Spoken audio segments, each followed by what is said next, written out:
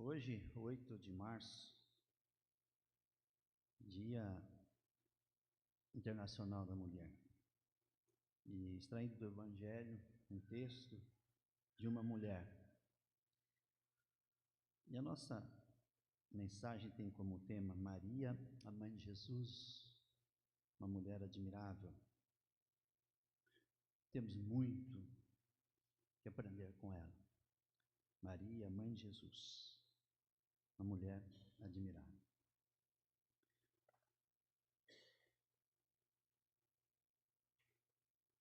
Vamos falar um pouco sobre o nosso contexto e aplicá-lo, ou melhor, aplicar o texto à nossa realidade, mas antes dando uma olhada no nosso tempo. Por que existe o Dia da Mulher? Essa semana, numa aula, entramos nesse assunto e um garotinho de 11 anos perguntou: professor, mas por que só as mulheres têm o seu dia? Por que nós homens não temos o nosso? E alguém, uma menininha, lá no canto, à minha direita, assim, me disse: sabe por que tem o Dia da Mulher? Porque as mulheres sempre foram injustiçadas. E olhando para a história, isso é uma criança de 11 anos, os dois. A história mostra exatamente isso, que as mulheres foram e ainda têm sido muitas vezes injustiçadas. Basta lembrar que no tempo de Jesus, mulheres e crianças nem eram contadas.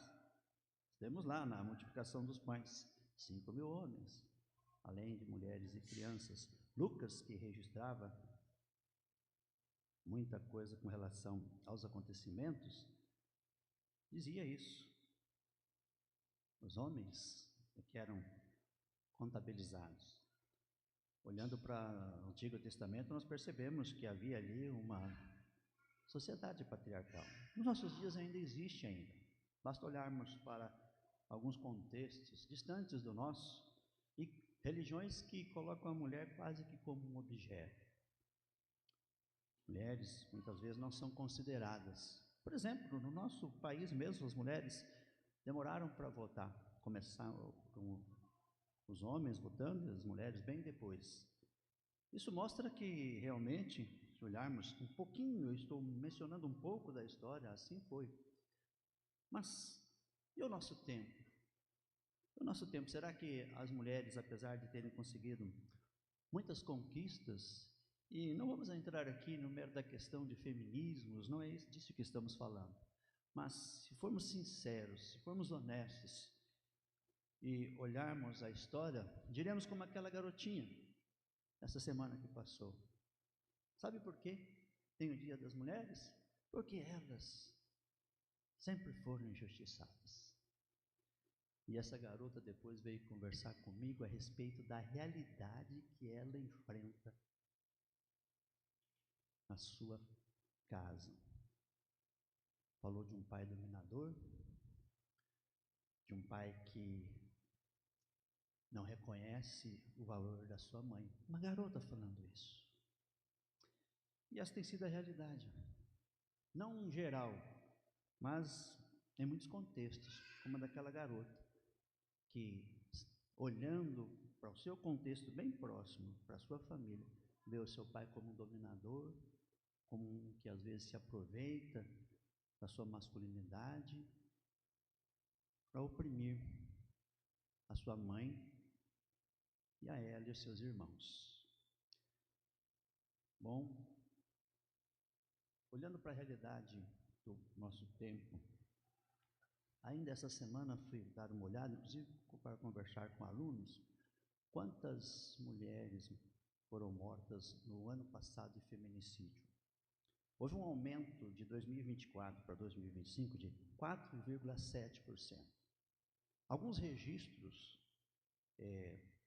mostram que 1.568 mulheres no ano de 2025 foram mortas devido a essa questão, feminicídio. Ex-companheiros que tiraram a vida das suas ex-companheiras, por não aceitarem, por serem homens, que elas não deveriam ter uma outra relação.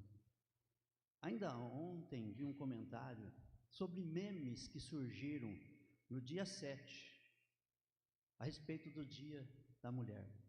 Machistas que colocaram, por exemplo, aquele saco de soco, né? E colocaram o nome, e colocaram o Dia Internacional da Mulher, e zombando desse dia, dizendo que a mulher tem que se submeter aos homens mesmos. E assim dando pancada. E uma pessoa fazendo comentário disse: a que ponto nós chegamos? Aí nós percebemos que ainda existe muito machismo na nossa sociedade. Vários memes zombando desse contexto em que se fala muito da mulher e dos seus direitos, e alguns achando não, tem que ser assim mesmo. Mulher tem que ser submissa. Mulher tem que nos servir. Você pode dizer, mas foi brincadeira? Não, da forma como nós vimos, esses memes que apareceram no dia de ontem, zombando do Dia Internacional da Mulher, demonstram uma sociedade machista. Mas vamos para a Bíblia. O que a Bíblia tem para nos falar a respeito disso que nós estamos conversando? Eu diria que o Evangelho, as boas novas de Cristo, trazem uma luz para o nosso tempo, como trouxe o Evangelho para o tempo de Jesus e daqueles que o cercaram. Olhando para as Escrituras Sagradas, nós vamos ler a respeito de muitas mulheres. Encontrei aqui algumas e talvez você se lembre de outras. Por exemplo, mulheres que foram mencionadas como exemplo, mulheres cuja espiritualidade deveria nos servir de exemplo. Mulheres que, apesar de não serem reconhecidas no seu tempo, deixaram um testemunho e um legado de vida precioso. Por exemplo, Sara, Miriam, Raabe, falamos não faz muito tempo sobre ela ali, na genealogia de Jesus. Débora, Ruth, Ana, Esther, Priscila, Abigail, Dorcas, Lídia, Maria de Betânia, irmã de Lázaro, Maria Madalena. Eu diria que poderia acrescentar aqui, realçar, Maria, mãe de Jesus. Muito poucas vezes ouvimos falar a respeito nos púlpitos de Maria e até mesmo em estudos, mas recentemente temos percebido que algumas pessoas têm dado atenção a este tema, a espiritualidade de Maria. Recentemente, ou já faz algum tempo, comprei um livro sobre a espiritualidade de Maria, interessante, e olhando para Maria, essa mulher que acabamos de ler sobre o seu cântico, que aqui nós temos os versículos 46 a 56, um hino, nós podemos perceber que ela nos deixa uma lição, um legado muito importante. Eu diria que nós precisaríamos seguir o exemplo da espiritualidade de Maria. Mas deixa eu falar também que esse texto, ele é muito relacionado, ou é relacionado, existe uma relação semelhante, se você pegar o livro de 1 Samuel, no capítulo 2, do versículo 1 a 10, você vai ouvir falar de Ana, uma mulher que gerou um filho tardiamente, Samuel, e o entregou para que ele pudesse ser um sacerdote ou um juiz. Vá lá em 1 Samuel, você vai ver que o exemplo que Ana deixa é muito semelhante a esse exemplo que Maria nos deixou também. Mas olhemos para Maria, como dissemos, a mãe de Jesus, uma mulher admirável, e dissemos há pouco que temos muito que aprender com ela. Perceba que esse texto, ele está relacionado ao pré-anúncio do nascimento de Jesus. E logo após, Maria vai visitar Isabel, e nós conhecemos a história quando Isabel vê Maria, no seu corpo, no seu ventre se estremece, que ali estava João Batista. Ali há um reconhecimento, segundo a Escritura, de que João Batista ainda, no ventre de sua mãe, ele reconheceu a Jesus. Mas olhemos, versículo 46, irmãos, que nós lemos, fala de Maria reconhecendo e engrandecendo ao Senhor. Aqui nós vemos Maria, no versículo 46, louvando e reconhecendo a grandeza de Deus. A minha alma engrandece ao Senhor.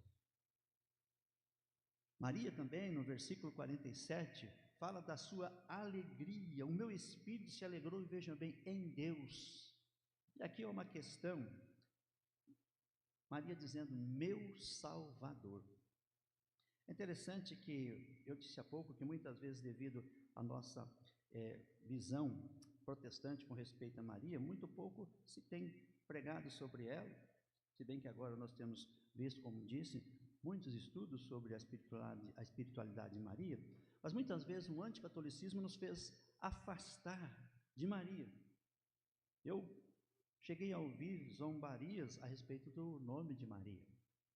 Mas Maria não tem nada com isso, do que se fala aí. Nós não temos a mesma visão teológica que a Igreja Católica com respeito à pessoa de Maria. Nós não a vemos como corredentora, como intercessora. Não, nós não a vemos assim. Nós não consideramos Maria. Esses dias atrás alguém me perguntava qual é a visão protestante, qual é a visão dos evangélicos com relação a Maria. Eu estava dando essa explicação. Não, os evangélicos não enxergam desta forma, não tem. E várias vezes na história da igreja, inclusive católica, nós vamos perceber que houve momentos em que se foi colocando Maria como corredentora, quase como uma pessoa que ali, além da Trindade, Pai, Filho e Espírito Santo, ocupa um quarto lugar. Mas não, nós protestantes não vemos assim. Entretanto, nós precisamos considerar que o fato de nós não a vermos como redentora, ou como corredentora, melhor dizendo, ou como intercessora, não nos impede de olhar para Maria e admirá-la. Esses exemplos todos que eu mencionei aqui das mulheres, eu considero que Maria se destaca exatamente pelo fato como o texto nos coloca. Ela foi escolhida para ser a mãe do Salvador, a mãe do Messias.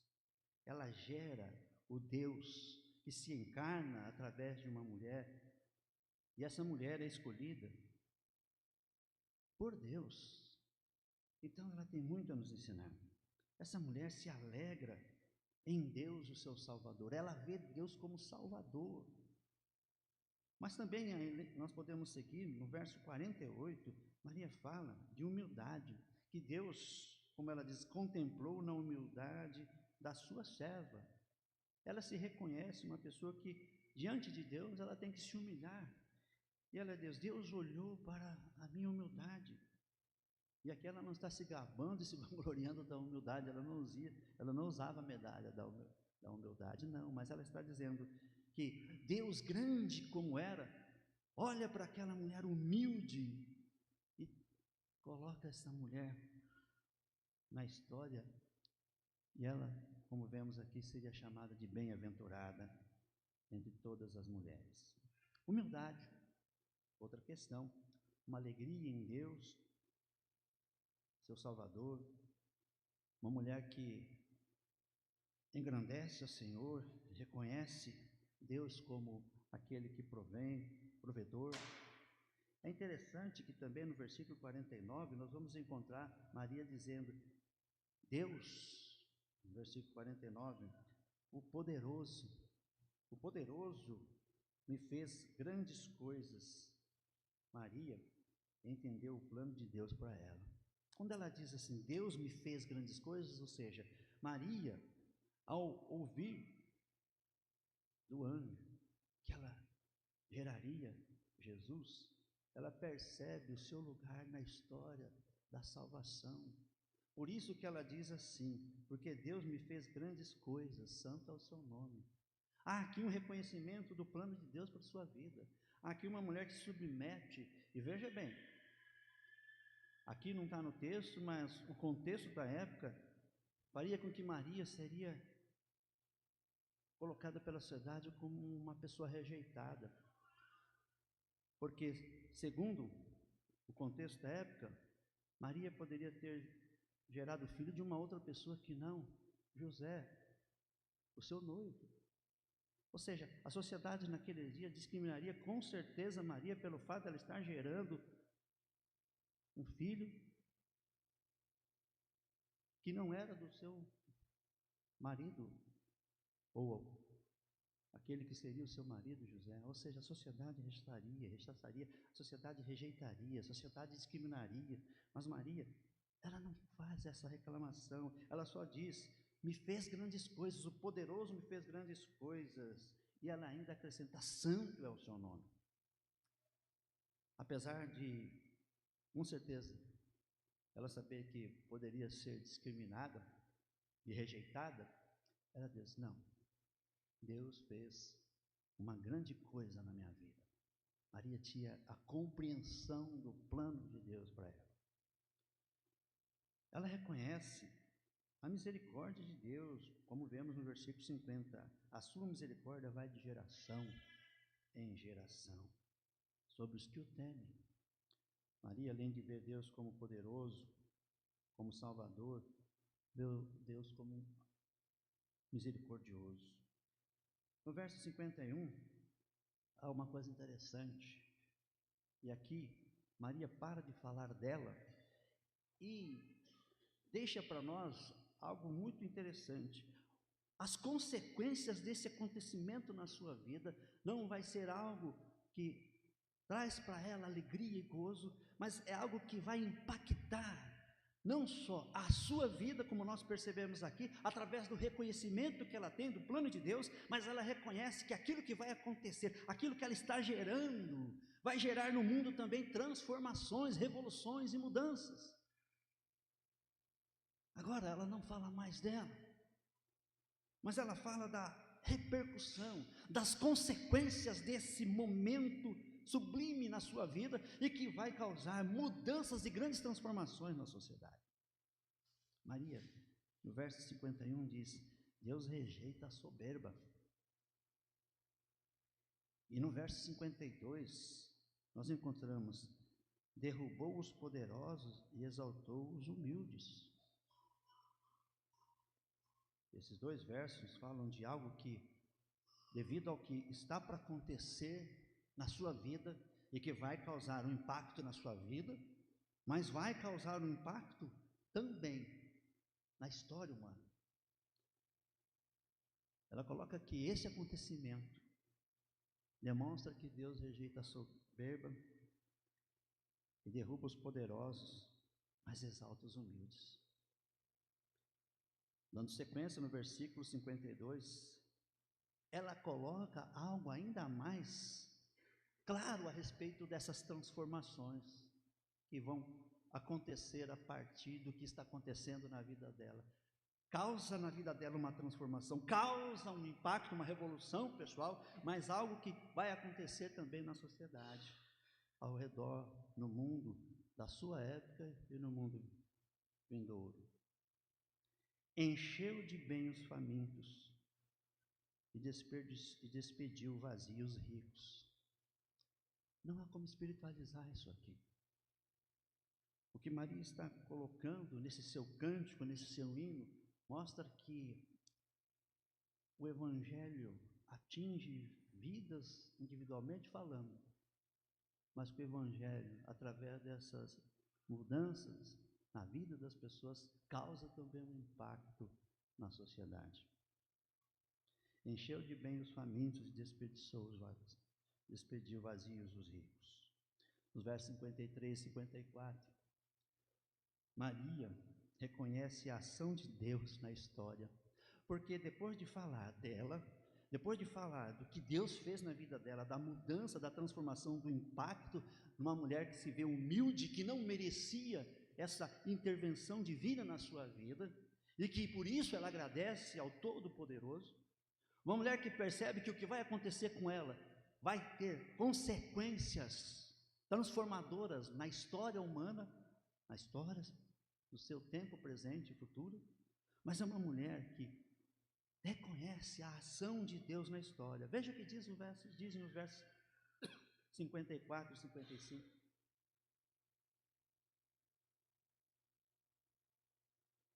Olha o que diz Maria: amparou a Israel, seu servo, a fim de lembrar-se da sua misericórdia. Olha Maria percebendo, que percepção de uma jovem mulher.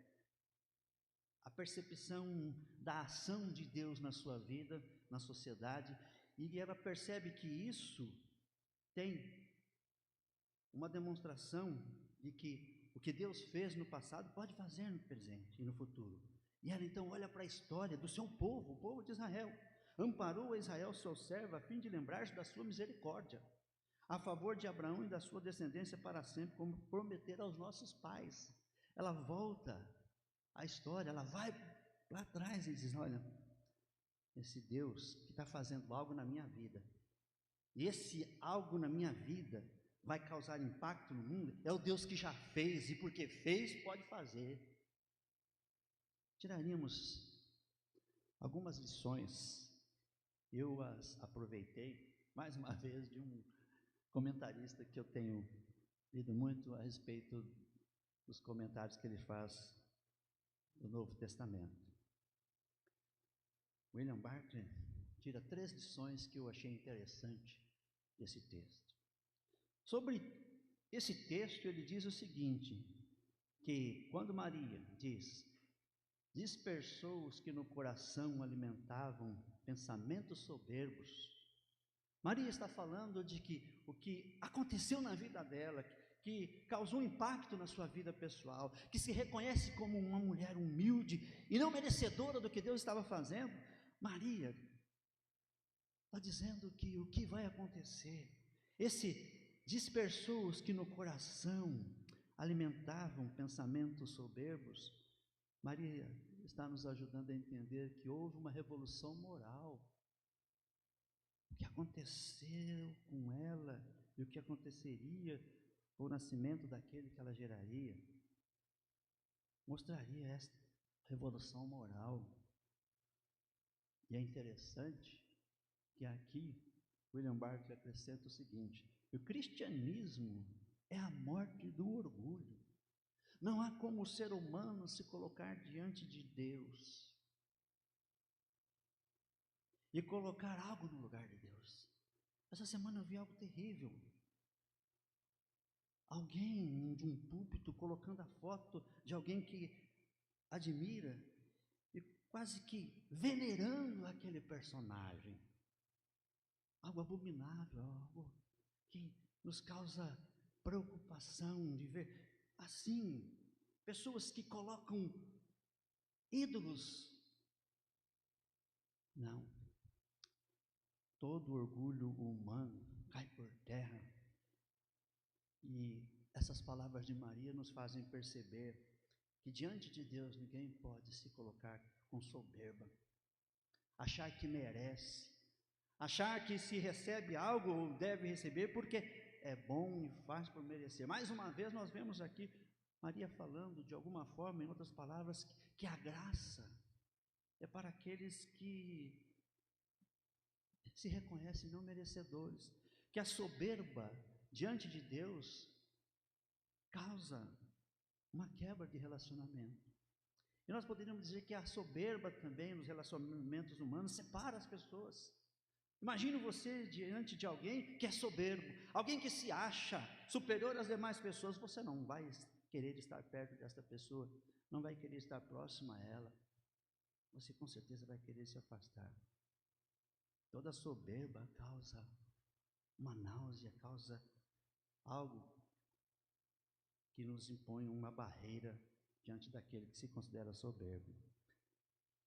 Diante de Deus também não podemos ser assim. Desperdiçou os que de coração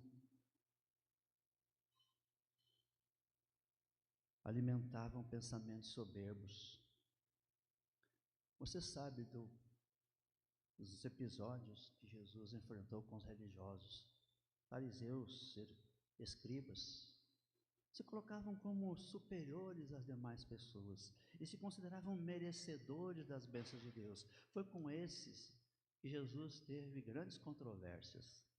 Há um livro de John Stott intitulado As Controvérsias de Jesus. E ao lermos esse livro, nós percebemos que as controvérsias de Jesus eram exatamente com aqueles que eram soberbos, aqueles que se achavam merecedores das bênçãos divinas. A estes houve rejeição. Bom, além desta revolução moral, daqueles que se consideram mais que os outros, aqueles que se consideram soberbos, lembrando que o cristianismo produz a morte do orgulho. Mas também há uma outra questão que Barclay nos ajuda, quando ele diz o seguinte: quando Maria diz assim, derribou do seu trono os poderosos e exaltou os humildes. Não só no aspecto espiritual, mas no aspecto social. Então, além da revolução moral, há aqui uma revolução social. E sabe onde isso pode ser percebido? Nos evangelhos.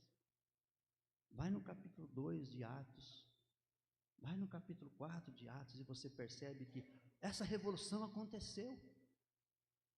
Pessoas que entenderam que a revolução interior, a revolução moral, espiritual em suas vidas, causou uma revolução social, onde se entendeu que quem tinha mais deveria dividir com aqueles que tinham menos. É isso que está na Bíblia. Ali não há imperativo. Não se diz ali que vocês devem fazer isso. O registro de Atos 2 e 4, que Lucas diz, é que os cristãos espontaneamente, aqueles que foram impactados, assim como Maria percebeu a ação de Deus na sua vida, aqueles que perceberam a ação de Deus na sua vida, perceberam que havia algo daquilo que havia acontecido com eles que deveria repercutir ao seu redor e atingir outras pessoas, chamada revolução social. Maria coloca isso. Maria diz que derrubou, tirou do trono os poderosos e exaltou os humildes. E isso nós vemos no exemplo de Jesus. Com quem Jesus andava? Com quem Jesus esteve? Os poderosos políticos da época, os grandes modelos de espiritualidade, que se achavam mais do que os outros, inclusive na vida espiritual. Não, ele derrubou, tirou do trono os poderosos, mas exaltou os humildes. Creio que Maria nos ajuda a perceber que na nossa sociedade nós também precisamos, como igreja que deve ser sal e luz, olhar para a realidade social, olhar para o nosso redor. Quando se fala realidade social, é isso à nossa volta. Mas é interessante que ela ainda, na sua oração, confirma isso quando diz lá, encheu de bem os famintos e despediu vazios ricos.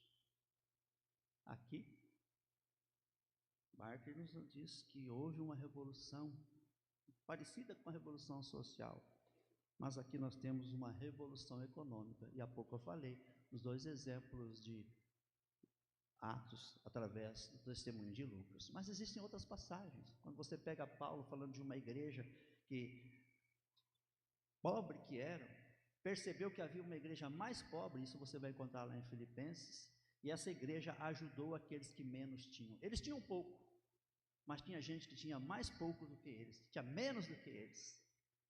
E essa igreja é exaltada, é colocada como exemplo por Paulo de alguém ou de pessoas que entenderam que, embora tenhamos pouco, é preciso ajudar aqueles que menos têm do que nós. O que Barclay nos coloca é que houve essa revolução econômica. O que nós vemos em Maria é exatamente aquilo que nós chamamos da integralidade do Evangelho. E o que nós vemos em Maria é que Deus impacta vidas, pessoas, indivíduos, mas que esse impacto, ele não deve se restringir apenas à vida pessoal. E é o que Maria está dizendo, o que Deus está fazendo na minha vida é algo que eu entendo ser do plano dele. Eu sou uma pessoa não merecedora. Quando ela se declara humilde e Deus grande, ela diz, como um Deus tão grande pode olhar para uma serva tão humilde, tão pequena, e fazer este algo maravilhoso que vai causar algo na minha vida e eu serei chamada de bem-aventurada, mas esse algo na minha vida vai impactar o mundo todo. Maria nos ajuda a entender que o Evangelho tem essas dimensões, a individual e a social. Não há como separar. Ou seja, a igreja hoje precisa entender que nós deveríamos ser como sal e luz. Isso deveria causar um impacto positivo e transformador na sociedade. Muitas vezes nós olhamos muito para as questões morais, e elas precisam ser observadas, como o próprio William Barclay colocou. Houve uma revolução moral, mas é preciso atentarmos para outras revoluções, como a social, a econômica. E aqui não é um evangelho social. Aqui não estamos falando de ideologia, estamos falando de Bíblia. Se você ler o que o texto está dizendo, ele é tão claro nestas questões. E Maria, essa mulher maravilhosa, esse exemplo de espiritualidade a ser seguido. Maria, que deveria muitas vezes servir para nós de modelo. Muitas vezes nós não a vemos assim. Mas Maria nos ajuda, através do seu cântico, a perceber que o Evangelho causa isto, causa o impacto na vida de homens e mulheres, mas que causa também, através desses homens e mulheres transformados, transformações na nossa sociedade. Basta então dizermos para a igreja: será que a igreja tem percebido isso? Será que nós estamos impactando positivamente ou negativamente? Penso que, na maioria das vezes, graças a Deus, nós podemos dizer positivamente. Há muitos testemunhos belos da igreja. Deus tem feito muitas coisas através da igreja, através desta igreja. Apesar de sermos não muitos, mas Deus tem feito. Eu ontem comentava ainda aqui numa reunião de conselho que nesses 25 anos que estou aqui na igreja, a gente percebe Deus fazendo coisas tremendas na vida desta igreja. E eu tenho certeza que vai continuar fazendo. Falávamos a respeito da associação Casa Betel. Quanto Deus tem mostrado para a gente que está à frente, como Ele é maravilhoso. E eu sempre tenho dito que a Casa Betel é essa extensão. Aqui nós falamos sobre coisas para a vida nossa, mas a Casa Betel nos ajuda a percebermos que nós devemos olhar para fora das quatro paredes e causar essa revolução social, essa revolução econômica. Porque o que aquelas crianças estão recebendo lá, de alguma forma, é orientação que vai ajudar na vida social delas e na vida econômica, e nós queremos que assim seja. Que Deus nos ajude e que nós possamos olhar ao nosso redor e aqueles com quem nós convivemos e nos relacionamos, a gente poder falar dessas coisas maravilhosas que Deus tem feito na nossa vida, como Maria está dizendo aqui. Demonstrar que nós não somos fechados para nós mesmos, que nós entendemos que o Evangelho não é algo que causa só uma mudança interior, pessoal, e não nos causa um afastamento da realidade. Tudo que está acontecendo aí fora, irmãos, é coisa muito triste. Confesso a vocês que esses dias eu estava dizendo, eu preciso parar um pouco de olhar as notícias, porque machuca muito a gente. Nos meus 65 anos, eu já falei aqui, eu não achava que ia haver tanta coisa absurda como a gente está ouvindo. E muitas vezes o nome de Deus sendo usado. Eu tenho ficado abismado com o que está acontecendo no mundo. Coisas absurdas, coisas terríveis. Mas quando a gente olha para o Evangelho, e é isso que eu quero ressaltar aqui esta noite, no final desta mensagem, é como o Evangelho é transformador, como o Evangelho é maravilhoso. O Evangelho é restaurador, o Evangelho é transformador, o Evangelho causa revoluções, não nesse sentido ideológico que as pessoas colocam. Não, o Evangelho causa. tem que causar na sua vida e tem que causar na sociedade através da sua vida também. Seja um exemplo positivo. Estamos ouvindo falar em guerras, que nós possamos levar uma palavra de esperança às pessoas. Nos homens eu não confio.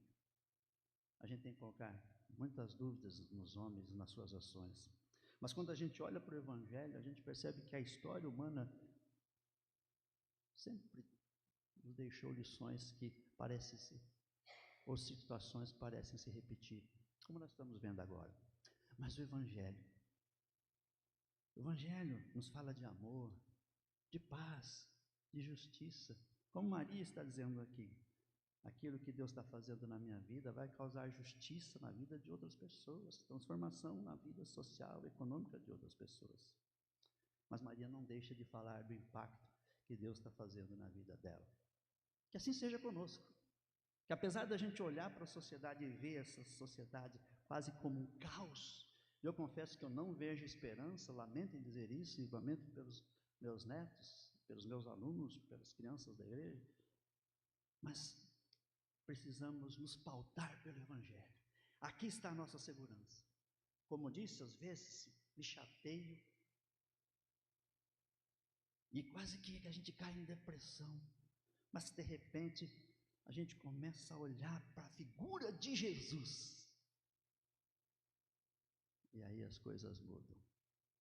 Como disse o humano que sou, às vezes fico cabisbaixo diante da realidade. Às vezes me abstenho de algumas notícias, mas volto a vê-las novamente. Mas o Evangelho vem e me salva.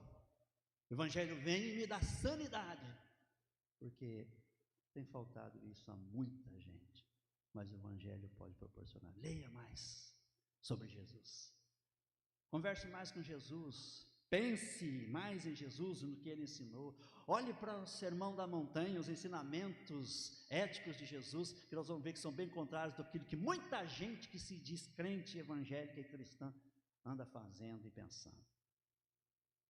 Leia mais os evangelhos, leia mais sobre Jesus, gaste mais tempo, leia a Bíblia toda, mas gaste mais tempo olhando e lendo sobre Jesus.